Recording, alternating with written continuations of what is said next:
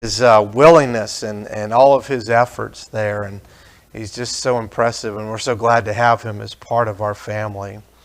And him filling in gave me opportunity to do something very rare, and that was to do the wedding of these two fine young people who met at Arizona camp. Started Arizona camp that first year you could go to camp. I don't know, was that like 9 years of age or 9 or 10 or something like that?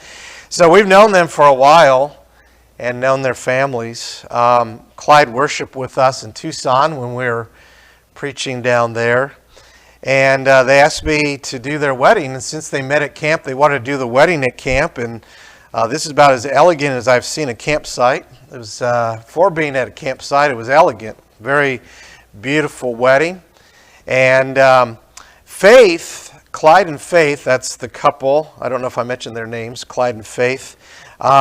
Faith has a very, very sweet, very innocent side. And so when it came to cutting the cake, we were all debating with her mom what she would do. She'd be very nice. And we're all like, yes, that's who Faith is. And of course, the mom knew better. She says, no, there's a side of Faith. And so she got him good, and this is him trying to get her back. So it was a wonderful wedding, and appreciate so much the opportunity to go and share in that moment.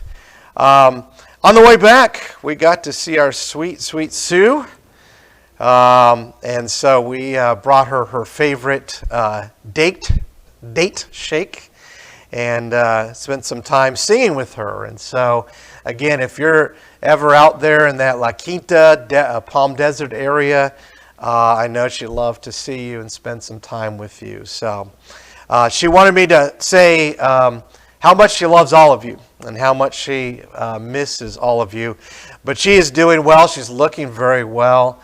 And she's kind of the party animal there. She's always out doing different activities and games and stuff. And so if you call her during the day, you probably won't get her because she's the party animal there. So, but sends her love to all of you.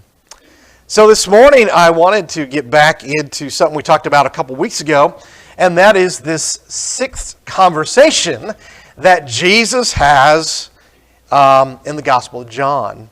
John using these conversations to build faith.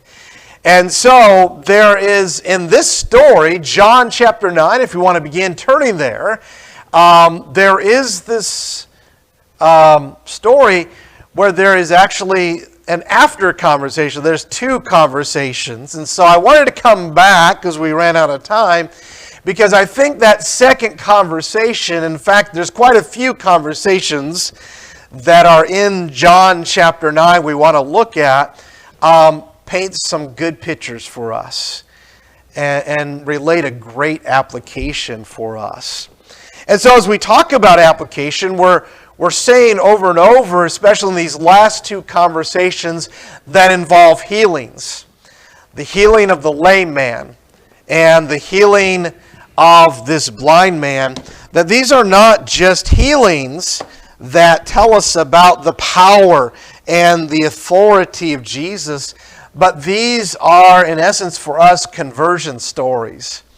And this man and his conversion story, his faith that is seen, and Jesus seems to test his faith by doing this unique miracle of putting mud on his eyes and telling him, a blind man, to go somewhere, to go to the pool of Siloam and wash.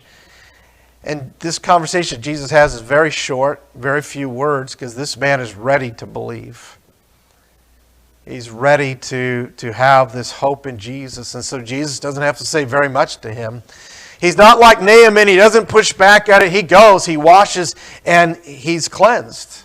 He's healed. In a way, the blind man resembles the very first conversation John recorded with Nathanael, where Nathanael says, can any good thing come out of Nazareth? And Jesus says a very few words. I saw you before you were called by Philip. I saw you under the fig tree. And that's all it takes to make him believe that he is the Messiah. He is the Son of God. And so he resembles that Nathanael a little bit. But we've been talking about how we need to put ourselves in that story. And that story is we are the blind man. And we can still become like the blind man. One of the neat things about this story is that ironic twist that we think we're talking about physical sight, but really the story is talking about a higher, deeper, more important eyesight, and that is the sight of the heart, what we might call spiritual eyesight. And so at the end of the story, we're going to see that this man can see very clearly. In fact, even before Jesus heals him, he sees things that no one can see. It has all prepared him for that moment of healing. But what I want to use this story for this morning is to look at him as a new convert. To look at him and his faith now that he's been healed, now that he is washed. And again, I'm going to ask you to put yourself in the story. And so we're going to take a look at some passages I think relate very well to what we're talking about here. In Matthew chapter 13, verse 15, Jesus says these words, "For the heart of this people has become dull, and with their ears they scarcely hear, and they have closed their eyes, lest they should see with their eyes, and hear with their ears, and understand with their heart, and return, and I should heal them." We might think that he's talking about physical hearing and physical eyesight, but it has nothing to do with that. We might think he's talking about physical healing, but no, he's talking about the deeper healing. He's talking about healing them spiritually, healing them of their sins, which is what he came to do. We see as well that this deeper spiritual sight and hearing is what's meant in Jesus coming. In 1 Corinthians chapter 2 and in verse 7, Paul talking about the natural man does not understand the spiritual message of God. And one of the things he says is that these are things which the eye has not seen and the ear has not heard and which have not entered the heart of man. But they are all things that God has prepared for those who love him.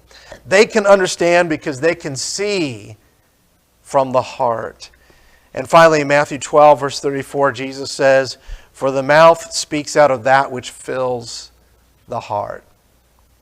Such an important eyesight that goes into our heart and affects all that we do and all that we say.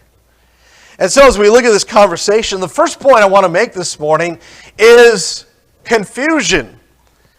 We're going to see a number of characters in this story that are confused as to what they see or aren't able to see what they should see. And so this man has come back to this area where Jesus has spoken to him. It says in verse 8, he washed and he was healed and he returned. And some neighbors who know this man well. This is not a man that just showed up today. He's been there day after day after day. He's been blind since birth. They know him. But notice the neighbors, verse 8. Therefore the neighbors and those who had previously saw him as a beggar were saying, "Is not this the one who used to sit and beg?" And others were saying, "This is he. Yeah, he's the one." But still others were saying, "No, but he is like him." He kept saying, "I am the one." And so they were asking him, "How then were your eyes open?" And he answered, "The man who is called Jesus made clay and anointed my eyes and said to me, 'Go to Siloam and wash.' And I went away and washed, and I received sight." And they said to him, "Where is he?" And he said, "I do not know." So I want you to notice the neighbors are confused. Some are like, "Yeah, this is him. I recognize him." But others, for some reason, who know him, know what he looks like, are saying, "No, it's one. He looks like him, but it's not him." And the reason that they're so confused has nothing to do that this man has somehow changed appearance. It has nothing to do with their eyes. They're having trouble seeing. It's all from the heart. And so because of this debate, because of this confusion, they're trying to figure it out. And so they bring him to the religious leaders. They bring him to the experts. Verse 13, they brought him to the Pharisees, the man who was formerly blind. And now it was the Sabbath on the day which Jesus made clay and opened his eyes. Then the Pharisees were also asking him again how he received his sight. And he said to them, he applied clay to my eyes, and I washed, and I see. Therefore some of the Pharisees were saying, this man is not from God, because he does not keep the Sabbath. But others were saying, how can a man who is a sinner perform such signs? And there was division among them. And so they said to the blind man again, what do you say about him? Since he opened your eyes, and he said, he is a prophet. Well, they're not getting what they want to get. They're having trouble. And so now the scene goes to the parents. Let's see if we can get from the parents what we want. The Jews then, verse 18, did not believe it of him. Why not? Because it doesn't look like the man? No. Because now he says, not only am I the man, but Jesus is a prophet. That's not what they want to hear. And so, they didn't believe it of him that he had been blind and received sight until they called the parents of the very one who had received his sight. And they questioned them, saying, is this your son whom you say was born blind? Then how does he now see? And his parents answered them and said, we know that this is our son, and that he was born blind, but how he now sees we do not know. Or who opened his eyes, we do not know. Ask him, he is of age, he will speak for himself. Now you might think, well, his parents don't really know. The parents weren't around to see all this. But look at what John explains in verse 22. His parents said this because they were afraid of the Jews. For the Jews had already agreed that if anyone confessed him to be Christ, he was to be put out of the synagogue. For this reason, his parents said, he is of age, ask him. So notice all these conversations have a common theme, and that is, we can't see it. It's not him. We're confused. There's the debate. And the question comes about, why can't they see that this is the guy? He's even telling them, I'm the one. And I want to make a couple points here. Number one, I want to go back to verse 16, because John does something that no other gospel writer does, which I think is so important. Notice in verse 16, therefore some of the Pharisees were saying, this man is not from God because he did not keep the Sabbath. That's very telling right there. But others were saying, how can a man who is a sinner perform such signs? And there was division among them. Not only could the neighbors not agree, not only was there a debate, division, confusion, but even the Pharisees could not agree. Now, brothers and sisters, when we talk about the Pharisees, almost immediately, as I say, Pharisees, right? In your mind, you get a picture. And we talk about them, and the Bible talks about them in kind of a stereotypical way. When we hear Pharisees, we think the worst opponents of Jesus. We think of the most hard-hearted men who were hypocrites who eventually got so upset at Jesus they killed him. And they wouldn't even see the reality and the truth with their own eyes. That's a lot of truth to that. But John tells us, and remember, one of the very first conversations we did was with a Pharisee by the name of Nicodemus, who confessed, Jesus, you are from God, for we know that no man can do the things you do unless God is with him. So what John does is tell us, yeah, most of the Pharisees are like that, but please don't think that all of them were like that. You've got a group of Pharisees that are not having as much trouble with their eyesight. They're taking the miracle, and that's what these miracles were to do. They were to see that miracle, and it was to begin a thought process. How can this be? This isn't normal. This isn't possible. So put it all together. What does this say about the one doing the miracle? And you could see, well, if he's a sinner, then how can he do this? But others, most of the Pharisees, would not go there. And why is it? Why are they having trouble seeing that this is the man that was blind, but now he sees? And the answer to that is what I'm going to call presupposition and the heart. You see, the presupposition means that they've already concluded what they want to conclude about Jesus. They've seen all that they want to see and heard all that they want to hear, and now they've already concluded they're not going to accept anything else. But the problem is, when you do that, you get backed into a corner. And there's certain things you can't answer, and there's certain things you believe that don't make any sense. And so I want you to notice that they're trying to figure this out. It seems so simple. It looks like the man. His story about Jesus, we've heard Jesus heal other people, but they're not going to buy it. Why? Well, one of the big things is because of the Sabbath day. Verse 14. In verse 16, he's a sinner because he doesn't keep the Sabbath. And what they really are saying is he doesn't look at the Sabbath. He doesn't define the Sabbath. He doesn't keep the Sabbath the way we do. And if anyone doesn't agree with us on the Sabbath, then they're a sinner. What are they not considering? That maybe they're wrong. Maybe they need to relook at their idea of the Sabbath and how they have added all sorts of regulations and all sorts of interpretations of what it means to work and break the Sabbath. But they're not going to do that.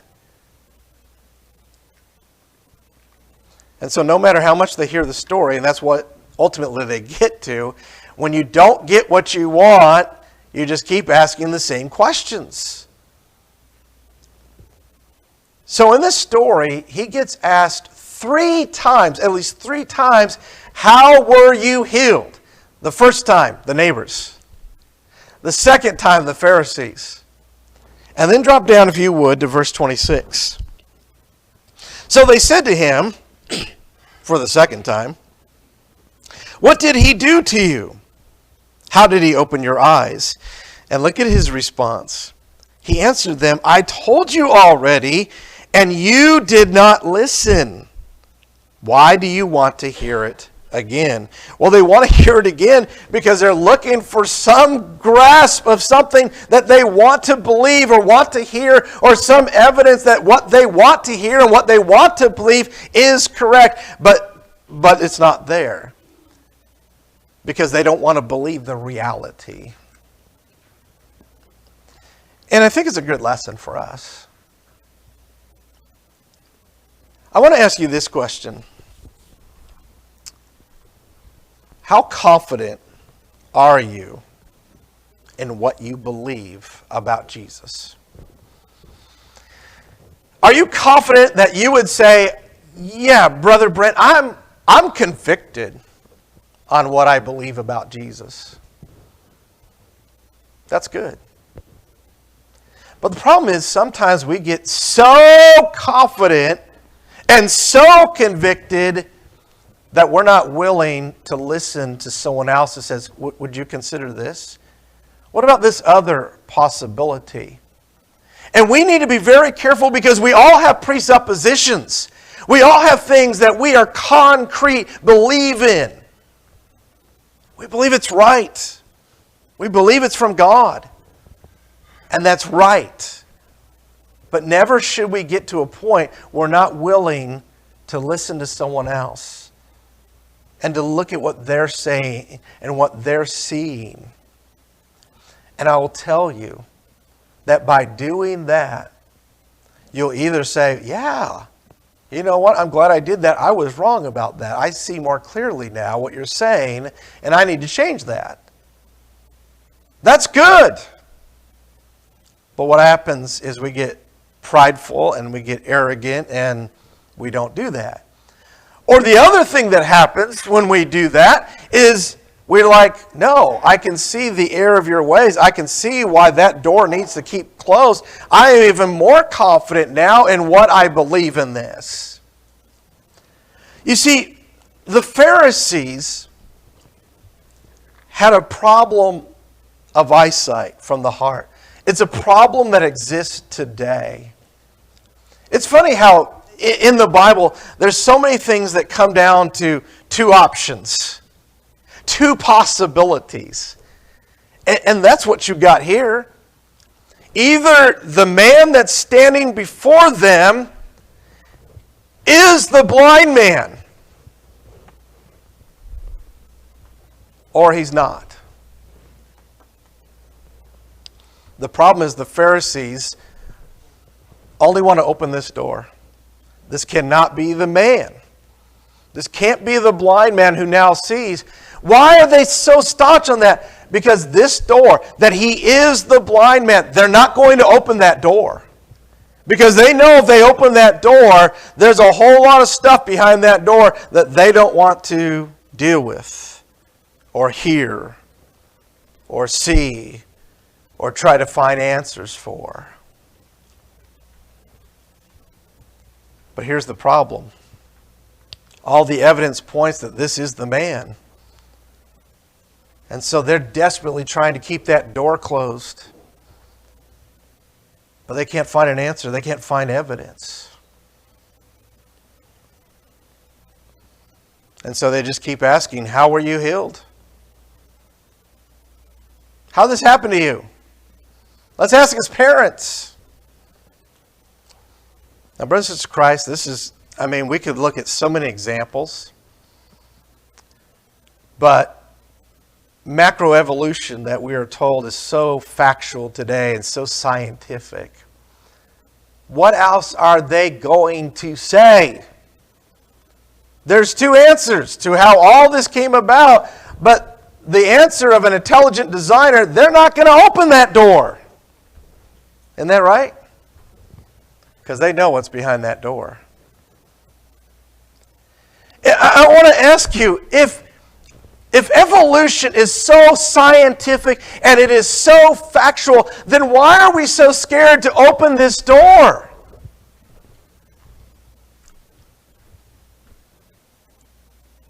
It should just blow that door away then, shouldn't it? No, we're afraid because we just don't want to open that door. It doesn't matter what the evidence is. It doesn't matter what we see. We're going to see what we want to see. And we only want that door open. Well, the problem with that is, what do you deal with evidence that seems to point, we need to open this door? Well, then you're going to have trouble defending some things. You're going to have to believe some crazy things. Remember we talked about that story where they said, no, Jesus doesn't cast out demons by the power of God. He does it by Beelzebub. He does it by the ruler of the demons. And Jesus says, that's ridiculous. Satan's going to cast out Satan. Does that make any sense? Well, it does. If you refuse to open that door, what else are you going to say? What else are you going to say? And we need to be careful that we don't mistake confidence and conviction in what we believe and become presupposition blind. We need to leave that door open. And only that way will we know it needs to be kept closed. What a great lesson from the Pharisees. So now the second point I want to make is this conversation he has with the Pharisees. I call it, will the real blind man stand up? This is where we really learn that this man sees perfectly and the Pharisees are blind. And I want us to think of this man, now washed, now healed, as a new Christian. And one of the things I want you to see in this new Christian is the confidence this man has. I think there's a definite reason John has brought the parents into this. There's a contrast. The parents answer the way they do out of fear. They're afraid to be kicked out of the synagogue. And what we need to understand is this is not just, hey, you get kicked out of the synagogue. What are you going to look like to your neighbors? You're going to be the laughing stock. You're going to be the water cooler talk of the Jewish neighborhood.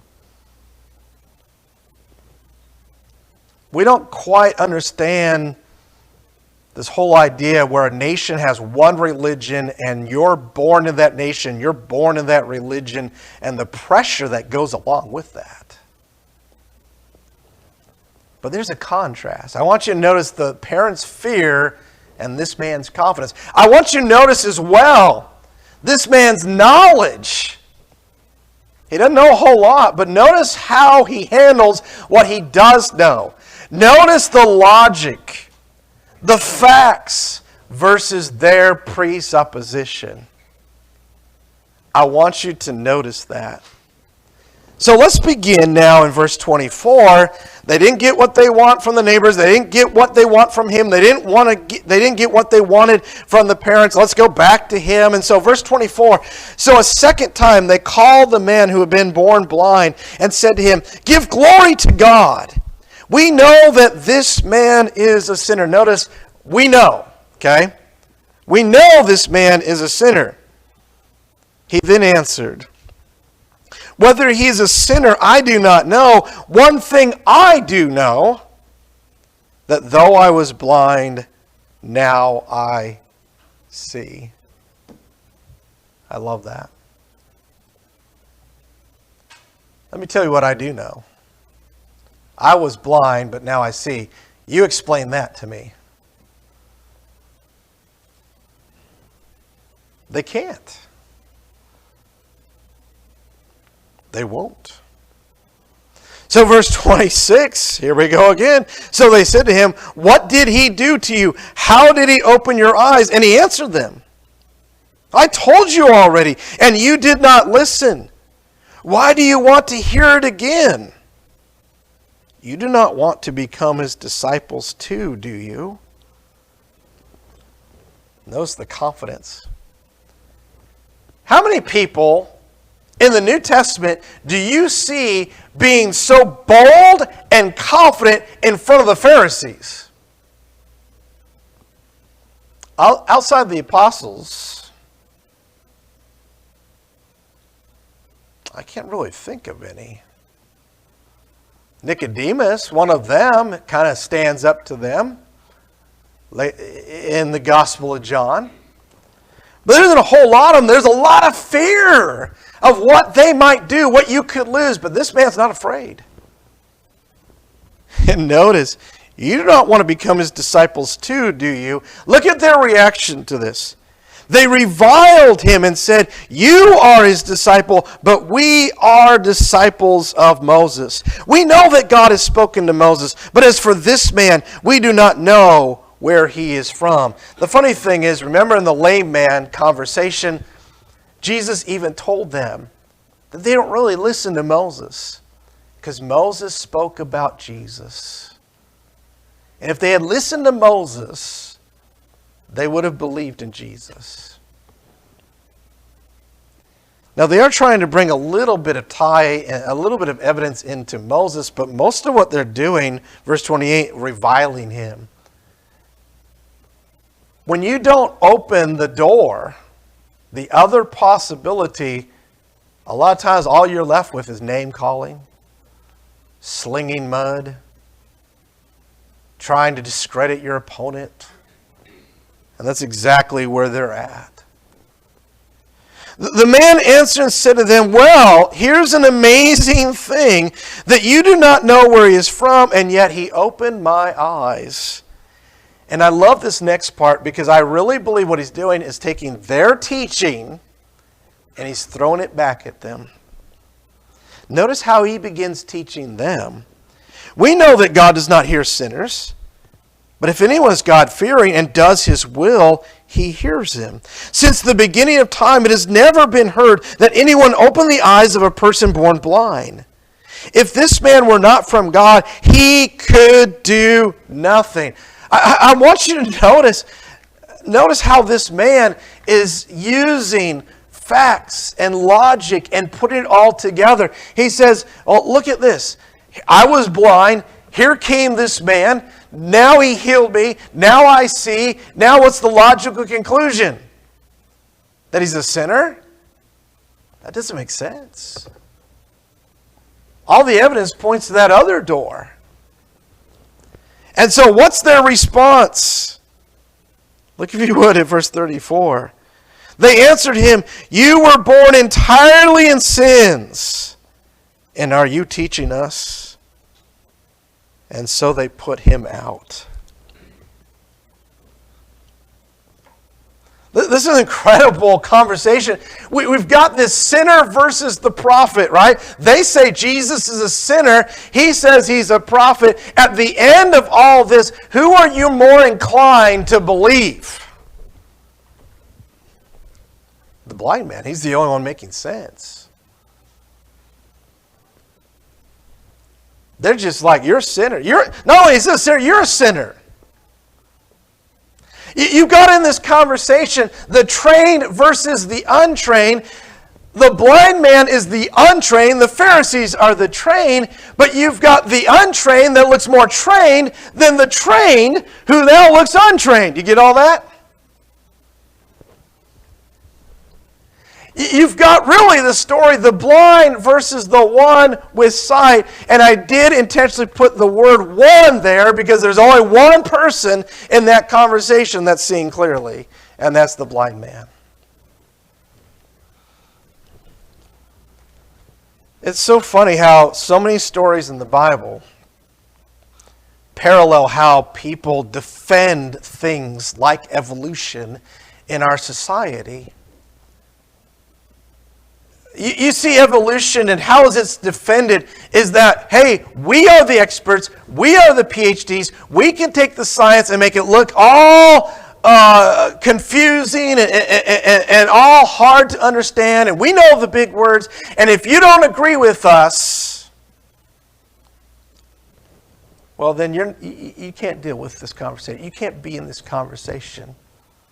How do they look at Christians? They look at Christians as being crazy, deluded.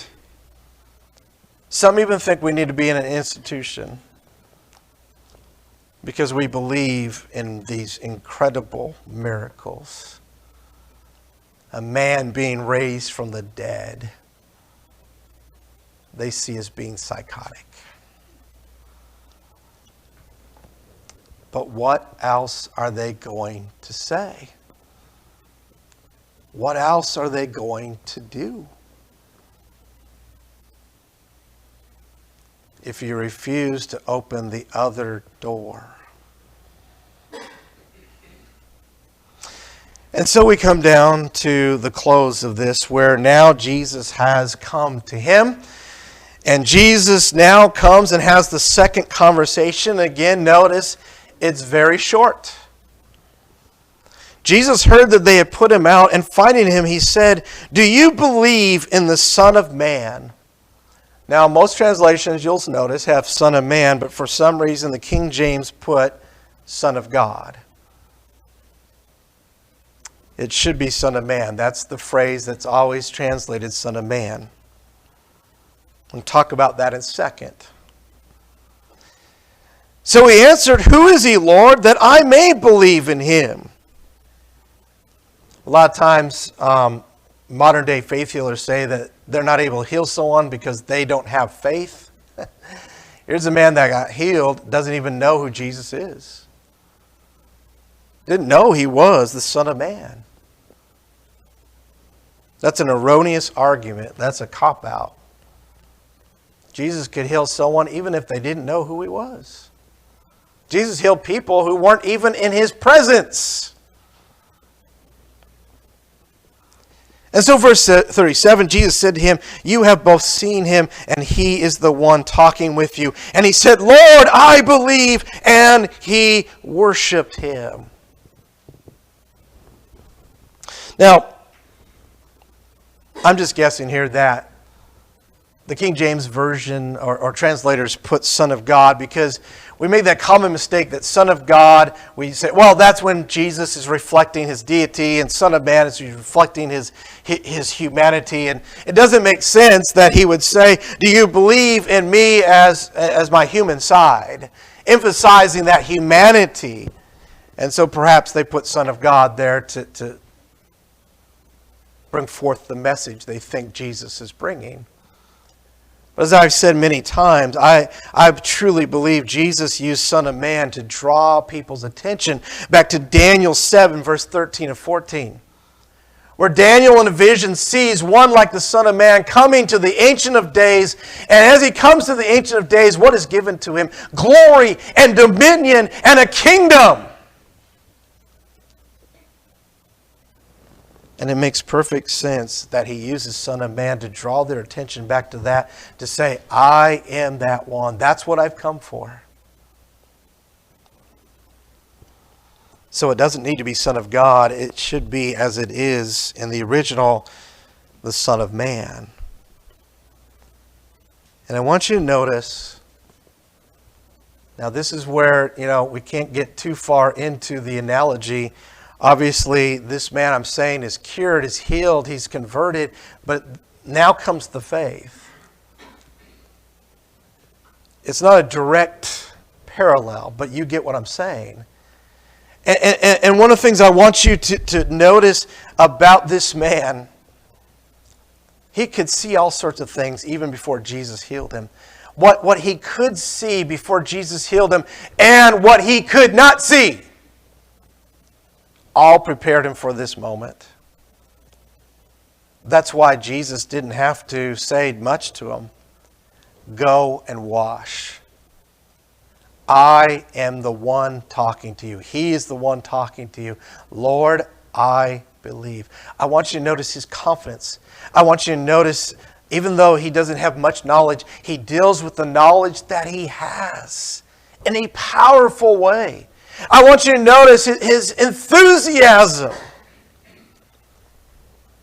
I think it's a great reminder for us that sometimes we are in the Lord for so long, we forget what it was like when we came out of the waters of baptism. We forget that even with a little knowledge, we are out there telling everybody, I was just baptized. We were excited. We were filled with joy. And sometimes we let the world beat that out of us. I want to ask you this morning, do you need to go back to that? Do you need to let the blind man be that reminder? As Jesus said to one of the 7 churches, not an individual, one of the 7 churches of Asia, you have left your first love. Another one, he said, you are neither hot nor cold, you are lukewarm, I will spit you out of my mouth. Have we lost the fire? Have we left our first love? Let this blind man be that reminder of what used to be and what still needs to be. His parents were afraid to answer. They were afraid to get kicked out. He just got kicked out of the synagogue. Is he bothered? No, sir. Because he knows he's gained so much more. Because he can see so much more, even more than his parents. Jesus said, don't fear those who can kill the body and do no more. But fear the one who could kill the soul. But that's not the fear that Jesus wants us to have. He wants us to have that love, that reverence, that confidence, and that enthusiasm. And so let me read the final words, which really encapsulizes the whole meaning of this. Verse 39, Jesus said, "For judgment I came to this world, not so that the righteous would be rewarded and the sinners be punished." But look at the way he puts it. "For judgment I came to this world, so that those who do not see may see, and that those who see may become blind." And those of the Pharisees who were with him heard these things and said, "We are not blind too, are we?" And Jesus said to them, "If you were blind, you would have no sin. But since you say, 'We see,' your sin remains." They are the true blind ones because they think they can see. They think they see clearly enough, they don't have to open that other door. But when you think you can see clearly, and you're going to have that presupposition, that preconceived conclusion, and you're not going to budge from that, Jesus says, by not seeing, or by saying you see, your sin remains. That's the danger of it. Your sin remains. Blindness leads to sin remaining. But Jesus went to the cross so that you could see. And you could see not just with your eyes and hear with your ears, but see from the heart. If you've been having eyesight problems, if your hearing has been clouded, Jesus is the answer. If we can help you apply mud to your eyes and have you wash in the waters of baptism so that you can truly believe and show your faith in Jesus, the Son of Man, won't you come as together we stand and as we sing.